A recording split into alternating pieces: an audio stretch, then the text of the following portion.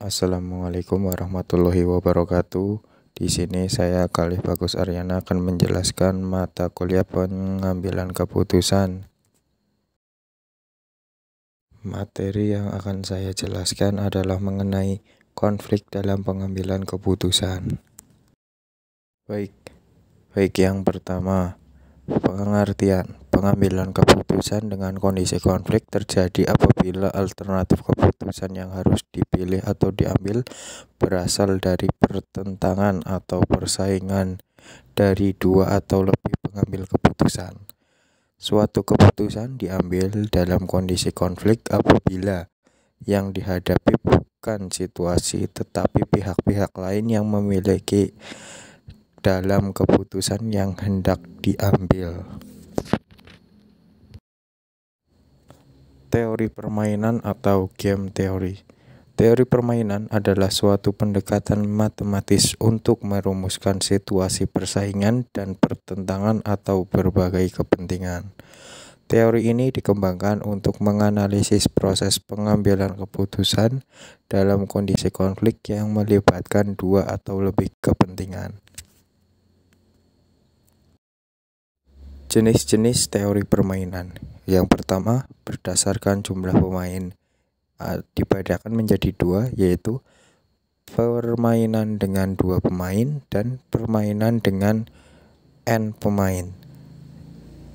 Dan kemudian yang kedua, berdasarkan jumlah keuntungan atau kerugian dibedakan menjadi dua, yaitu permainan dengan jumlah 0 dan permainan dengan jumlah tidak 0. Unsur-unsur dalam teori permainan. Yang pertama, ada pemain. Yang kedua, ada aturan-aturan. Yang ketiga, ada hasil atau outcome. Yang keempat, ada variabel-variabel. Yang kelima, ada kondisi informasi. Dan yang keenam adalah pemberian nilai. Berdasarkan unsur-unsur yang telah dikemukakan di atas, maka setiap pemain mempunyai strategi yang berfungsi untuk: yang pertama, menyelamatkan tujuan organisasi. Yang kedua, menarik keuntungan dari situasi yang selalu berubah. Yang ketiga, mencapai tujuan dengan pengorbanan yang sekecil-kecilnya. Selanjutnya, strategi ditentukan umumnya mencakup: yang pertama, fasilitas yang harus disediakan. Yang kedua, cara fasilitas tersebut disediakan. Yang ketiga, sinergi yang dapat dimanfaatkan. Yang keempat, urutan langkah-langkah penyediaan fasilitas kekuatan. Yang kelima, saat atau waktu penyediaan fasilitas kekuatan. Yang keenam, target-target dan kriteria yang harus dipegang teguh. Selanjutnya ada sifat-sifat permainan. Yang pertama, jumlah pemain terbatas. Kemudian yang kedua, untuk setiap pemain terdapat jumlah kemungkinan yang terbatas. Yang ketiga, terdapat pertentangan kepentingan antar setiap pemain. Yang keempat, aturan permainan untuk mengatur di dalam memilih tindakan diketahui oleh setiap pemain. Kemudian yang kelima, hasil seluruh kombinasi yang memungkinkan dilakukan berupa bilangan positif, negatif, atau 0. Kemudian permainan dua pemain dengan jumlah 0. Yang pertama, permainan strategi murni. Yang kedua, permainan dengan strategi campuran. Permainan strategi murni. Dalam permainan strategi murni, pemain baris atau maximizing player mengidentifikasi strategi optimalnya melalui aplikasi kriteria maksimin. Sedangkan pemain kolom atau minimizing player menggunakan kriteria minimax untuk mengidentifikasikan strategi optimalnya.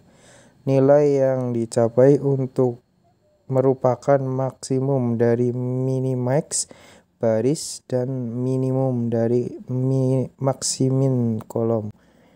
Pada kasus tersebut, suatu titik equilibrium telah tercapai dan titik ini sering disebut dengan titik pelana atau saddle point.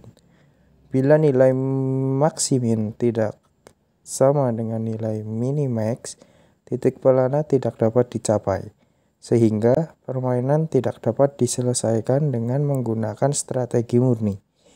Permainan tanpa titik pelana diselesaikan dengan menggunakan strategi campuran.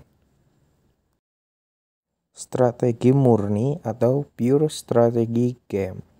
Pada strategi ini, setiap pemain mempergunakan satu strategi atau strategi tunggal dan hasil optimal yang dicapai mempunyai titik keseimbangan yang dikenal dengan titik pelana atau saddle point. Contoh, dua perusahaan A dan B sedang dalam proses penentuan strategi periklanannya. Perusahaan A memiliki 2 strategi dan perusahaan B dengan 3 strategi. Data mengenai strategi dan payoff, misalnya kenaikan market share, disajikan dalam tabel seperti di bawah ini.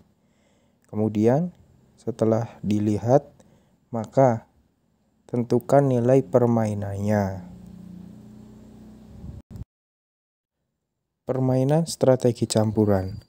Permainan strategi campuran terjadi apabila maksimin tidak sama dengan nilai minimax atau titik pelana tidak tercapai. Untuk matriks ordo 2x2 diperoleh kalau pilihan atau strategi pemain 1 tidak tergantung pada strategi pemain 2. Maka rumusnya seperti di bawah ini. Dengan cara yang sama, untuk pemain 2, kita dapat peroleh dari cara di bawah ini.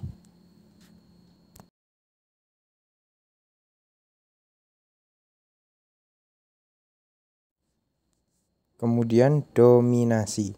Dominasi adalah teknik penyelesaian permainan yang lebih besar dari matriks 2x2, di mana kita memerlukan langkah-langkah yang lebih panjang.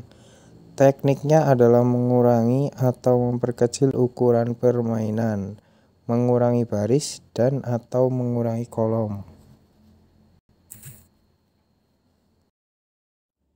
Jika H dalam kurung I dan J kurang dari H dalam tanda kurung K dan J, untuk semua J sama dengan 1, 2, sampai N dari suatu permainan M kali N, maka baris K mendominasi baris I, atau sama dengan baris I didominasi oleh baris K.